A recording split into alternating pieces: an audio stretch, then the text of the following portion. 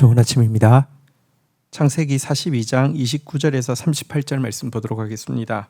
29절 그들이 가나안 땅으로 돌아와 그들의 아버지 야곱에게 이르러 그들이 당한 일을 자세히 알리어 아뢰되 30절 그 땅의 주인인 그 사람이 엄하게 우리에게 말씀하고 우리를 그 땅에 대한 정탐꾼으로 여기기로 31절 우리가 그에게 이르되 우리는 확실한 자들이요 정탐꾼이 아니니이다. 32절 우리는 한 아버지의 아들 12 형제로서 하나는 없어지고 막내는 오늘 우리 아버지와 함께 가나안 땅에 있나이다 하였더니 33절 그 땅의 주인인 그 사람이 우리에게 이르되 내가 이같이 하여 너희의 확실한 자들임을 알리니 너희 형제 중에 하나를 내게 두고 양식을 가지고 가서 너희 집안의 굶주림을 구하고 34절 너희 막내 아우를 내게로 데려오라. 그러면 너희가 정탐꾼이 아니요 확실한 자들임을 내가 알고 너희 형제를 너희에게로 돌리리니 너희가 이 나라에서 무역을 하리라 하더이다 하고 35절 각기 자루를 쏟고 본즉 각 사람의 돈뭉치가 그 자루 속에 있는지라 그들과 그들의 아버지가 돈뭉치를 보고 두려워하였더니 36절 그들이 아버지 야곱이 그들에게 이르되 너희가 나에게 내 자식을 잃게 하는도다. 요셉도 없어졌고 시므온도 없어졌거늘 베냐민을 또 빼앗아 가고자 하니 이는 다 나를 해롭게 함이로다. 자, 이제 가나안 땅으로 돌아온 그 9명의 아들들이 아버지 야곱에게 그들이 당한 일을 자세히 알렸습니다. 애굽 땅에 갔더니 정탐꾼으로 이제 오해를 받았고 자신들이 정탐꾼이 아니라는 사실을 확실하게 증명하는 길은 막내 아들 베냐민을 데리고 올라가는 것이다 라고 하면서 막내 아들을 데리고 올라가서 볼모자 앞에 있는 시므온을 데려오고 또 애굽과 곡물 무역도 할 수 있게 해달라고 아버지에게 부탁을 했습니다. 하지만 아버지는 이 이야기를 듣고 두려워하면서 너희가 나에게 내 자식을 잃게 하는도다. 요셉도 없어졌고 시므온도 없어졌거늘 베냐민을 또 빼앗아 가고자 하니 이는 다 나를 해롭게 함이로다 라고 하면서 두 번이나 내 자식 잃게 하려는 것이다, 나를 해롭게 하려는 것이다 라고 탄식하고 있는 모습을 보게 됩니다. 그러나 우리가 사실 그 뒤에 이야기를 알고 있지 않습니까? 이것은 자식을 잃게 하려 함이 아니라 잃었던 자식을 얻게 하려 함이고요, 해롭게 하려 함이 아니라 구원하기 위함이고 영화롭게 하기 위함임을 우리는 알고 있습니다. 하지만 그 순간 야곱은 이렇게밖에 생각하지 못했습니다. 그런데 이 같은 야곱의 모습이 우리의 모습일 때가 참 많습니다. 우리는 하나님의 섭리에 대해서 무지합니다. 이 때문에 야곱처럼 하나님이 우리를 향해서 가지고 있는 계획에 대해서 오해하고 해롭게 하려 함이라고 하면서 탄식할 때가 참 많이 있습니다. 그러나 성경은 우리에게 계속해서 믿음을 권면합니다. 이는 하늘이 땅보다 높음같이 내 길은 너희 길보다 높으며 내 생각은 너희 생각보다 높음이니라 라고 말씀하십니다. 여호와의 말씀이니라 너희를 향한 내 생각은 내가 하나니 평안이요 재앙이 아니니라 너희에게 미래와 희망을 주려는 것이니라 라고 이야기하고 있습니다. 눈앞에 보이는 것 내 감정대로만 생각하지 마시고 믿음의 눈을 들어서 우리보다 훨씬 크신 하나님, 그리고 우리를 향해서 재앙이 아니라 평안을, 미래와 희망을 준비하고 있는 하나님을 볼 수 있어야 되겠습니다.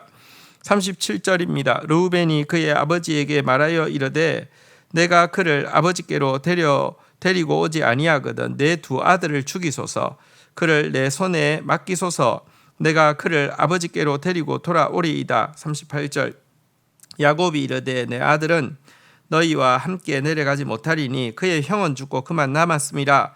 만일 너희가 가는 길에서 재난이 그에게 미치면 너희가 내 흰머리를 슬퍼하며 스올로 내려가게 함이 되리라.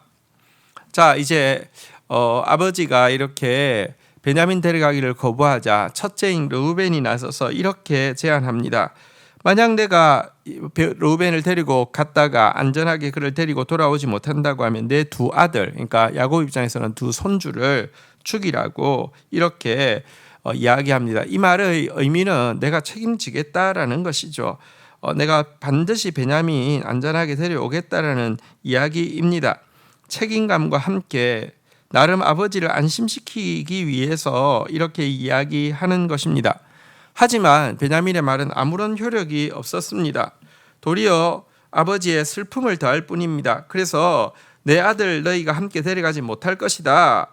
그의 형은 죽고 이제 그만 남아 있는데 너희가 가는 길에서 재난이 그에게 미치면 내가 내 흰머리를 슬퍼하며 서울로 내려가게 함이라 하고 하면서 더 슬픔만 격하게 만들 뿐이었습니다. 여러분, 이 표현에도 보면 야곱이 아직도 여러분 애굽에 볼모 잡혀 있는 시므온은 아들이 아닌 것처럼 이 지금 남아 있는 베냐민만 자기 아들인 것처럼 말하고 있는 행동 자체가 지금 아직까지도 얼마나 많은 문제를 가지고 있는지도 보여줍니다. 어쨌거나 베냐민이 책임감을 가지고 안심시키기 위해서 했던 말이 하나도 효력이 없다는 것은 좀 우리가 살펴볼 필요가 있습니다. 한번 생각해 보십시오. 그의 말은 아무런 도움이 되지 않았습니다. 이미 라헬의 한 아들을 잃어버렸는데 두 손주, 만약에 그 남은 한 아들 잊어버리고 나서 두 손주 죽이면 뭐가 위로가 되겠습니까? 그의 말은 마음은 간절했지만 지혜가 전혀 없는 말이었고요. 그래서 아무런 효력이 없었던 말임을 보게 됩니다. 정말 지혜 있는 말이 필요합니다. 또 한 가지는 그가 말을 잘 한다고 또 될 문제도 아닙니다. 사실 앞부분에 보면요, 동생들에게 요셉을 해하지 말라고 반대했지만 그 동생들이 그 형에 대한 권위가 전혀 인정되지 않았습니다. 왜냐고 하면 그는 이미 아버지의 침상을 더럽힘으로 말미암아 그의 말에는 어떤 권위도 존재할 수 없었기 때문에 그렇습니다. 우리가 하나님 뜻대로 사는 것이 왜 중요하냐고 하면 여러분 우리에게 영적인 여러분 그 죄와 허물이 있다고 하면 주님께서 용서받는다 할지라도 사실은 영적인 권위가 주어지기 쉽지 않습니다. 또 영적인 지혜도 사실은 내가 죄로부터 나를 지키기 위해서 몸부림치는 과정에서 주어지지 그렇지 않으면 주어지지 않습니다. 안타까운 르우벤의 모습, 마음만 잔뜩 있지만 아무것도 영향력을 끼치지 못하는 르우벤의 모습 보면서 좀 우리가 하나님 앞에서 성결하게 살기 위해서 몸부림치는 것이 얼마나 중요한지 다시 한번 되돌아보게 됩니다. 주신 말씀 붙잡고 기도하며 나가도록 하겠습니다. 하나님 아버지, 야곱이 이 요셉의 이야기를 들으면서도 이것은 나를 해롭게 함이다라고 이야기하면서 두려워하고 또 탄식하고만 있는 모습을 보게 됩니다. 우리도 때때로 이럴 때가 얼마나 많은지 오늘 본문을 통해서 되돌아보게 됩니다. 하나님, 우리 생각보다 훨씬 높으신 하나님의 생각을 믿을 수 있게 하여 주십시오. 우리를 향한 당신의 생각이 재앙이 아님을, 우리를 향한 당신의 생각이 미래와 희망임을, 평안임을 믿을 수 있는 믿음을 허락하여 주셔서 눈에 보이는 대로 느껴지는 내 감정대로 행동하는 것이 아니라 믿음으로 한 발자국 더 나아갈 수 있는 자들 되어질 수 있도록 인도하여 주옵소서. 첫째, 르우벤이 아버지를 향한 간절한 마음과 또 책임감 있지만 아무런 효력도 아무런 권위도 가질 수 없었음을 보게 됩니다. 하나님, 저희들 지혜로운 자 되어지게 하여 주시고 성결한 자 되어지게 하여 주셔서 정말 다른 사람들을 향한 사랑의 마음이 축복의 열매로 영향력으로 끼쳐지는 삶이 되도록 인도하여 주옵소서. 예수 그리스도의 이름으로 기도 올립니다. 아멘.